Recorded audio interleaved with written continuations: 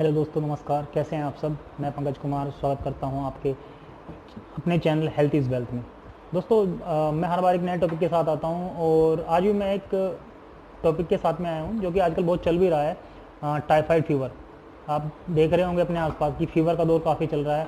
Typhoid हो रहा है, मलेरिया आजकल कम दिख रहा है, जनरली होता है इस टाइम पे, लेकिन फ़िलहाल नहीं है। सबसे ज़्यादा जो चल रहा है टाइफाइड फीवर, ठीक है। और लोग उसको काफ़ी लाइट भी ले रहे हैं। मैं देख रहा हूँ कि कोई इस चीज़ को सीरियस नहीं ले रहा है कि टाइफाइड फीवर है, चलो कोई बात नहीं, ठीक हो जाएगा, लेकिन इतना ईजी नहीं है। तो आज मैं आपको बताने वाला हूँ कि टाइफाइड फीवर होता क्या है, ठीक है, किन रीज़न से होता है, इसका होने का कारण क्या है, हम कैसे इसको चेक कर सकते हैं, क्या हमारे अंदर सिम्टम्स आ रहे हैं कि हमें पता चले कि हाँ टाइफाइड फीवर हो रहा है। तो चलिए आज स्टार्ट करते हैं टॉपिक टाइफाइड फीवर, ठीक है दोस्तों। तो सबसे पहले आता है कि टाइफाइड फीवर होता क्या है, किस वजह से होता है। तो जो टाइफाइड फीवर होता है दोस्तों, ये एक बैक्टीरिया की वजह से होता है जिसको हम कहते हैं सोलमेनल टाइफी, ठीक है। सोलमेनल टाइफी की वजह से हमें टाइफाइड फीवर होता है। एक एक और बैक्टीरिया होता है, उसका नाम भी सोलमोनेला ही होता है, जो फूड पॉइजनिंग करता है, ठीक है। लेकिन ये वो सोलमेना नहीं है, ये सोलमोनेला टाइफी है, ठीक है। अब इसका रीज़न क्या होता है, जब भी हम कोई कंटामिनेटेड फूड या वाटर पीते हैं या कंटामिनेटेड फूड खाते हैं तो हमें जो है ये इन्फेक्शन होता है, ठीक है। इन्फेक्शन किस वजह से है? बैक्टीरिया कौन सा है? सोलमेनल टाइफी। इसकी वजह से हमें जो है वो फीवर हो जाता है। फीवर के सिम्टम्स, दूसरी चीज़ आती है सिम्टम्स। हमें पता कैसे चलेगा? फीवर तो जनरली लोगों को होता है तो हम बड़ी लाइटली लेते हैं, यार फीवर हो रहा है। कई बार लोग क्या करते हैं, गए मेडिकल स्टोर पे गए, मेडिसिन ले लेते हैं जी, हमें कॉलपोल दे दीजिए, पैरास्टामोल ले ली और बस उससे चलाते हैं। उसके बाद ये क्या होता है, थोड़ा टिपिकल केस हो जाता है, तब लोग बहुत ज़्यादा परेशान होते हैं। तो इस चीज़ को इतना ईजिली मत लीजिए, ठीक है। अब इसमें सिम्टम्स क्या आते हैं? जैसे भूख नहीं लगती है, ठीक है, एपेटाइट लॉस हो जाता है, मसल फटीग यानी थकान बहुत जल्दी होने लगती है, ठीक है। तो ये कुछ सिम्टम्स होते हैं। स्किन पे रैशेज होने लगते हैं, हेडक होने लगती है, लगता है जैसे सर में कुछ खिंचाव हो रहा है, मतलब किसी ने सर को जकड़ लिया, इस तरीके के सिम्टम्स में शो होते हैं, ठीक है। कई बार पेशेंट्स को क्या होता है, दस्त लगने की शिकायत हो जाती है, वोमिटिंग जैसा फीलिंग होती है और हो भी आती है बहुत से पेशेंटों को।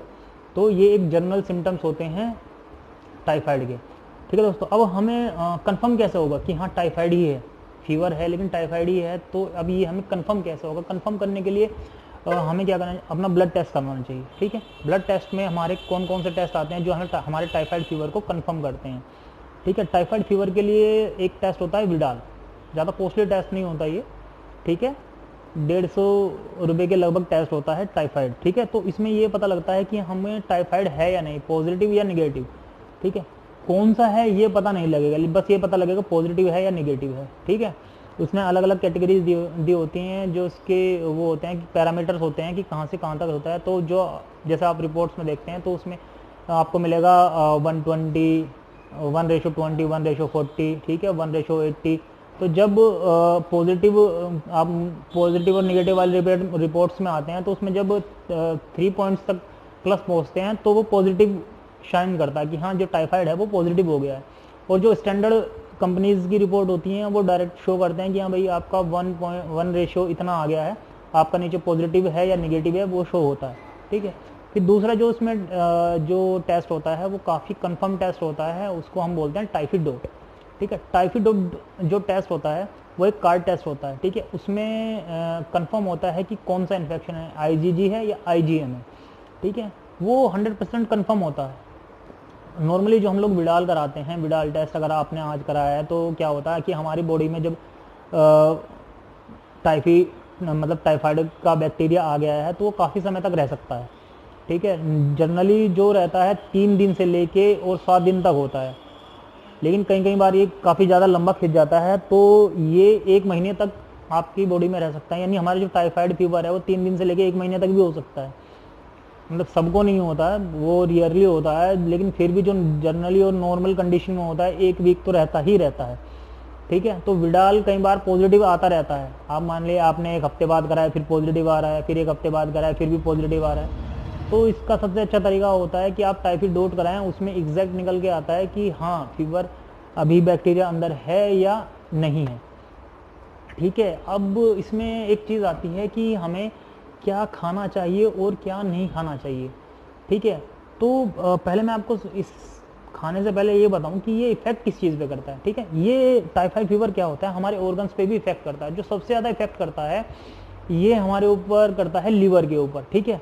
तो लीवर क्या होता है, हमारा डाइजेशन जो है वो प्रॉपर बनाता है, जितने भी हमारे मेटाबॉलिज्म होते हैं वो लीवर के द्वारा होते हैं। लेकिन अगर हमारे फीवर लीवर को इफेक्ट करेगा तो हमारा डाइजेशन जो है वो ख़राब हो जाएगा, ठीक है।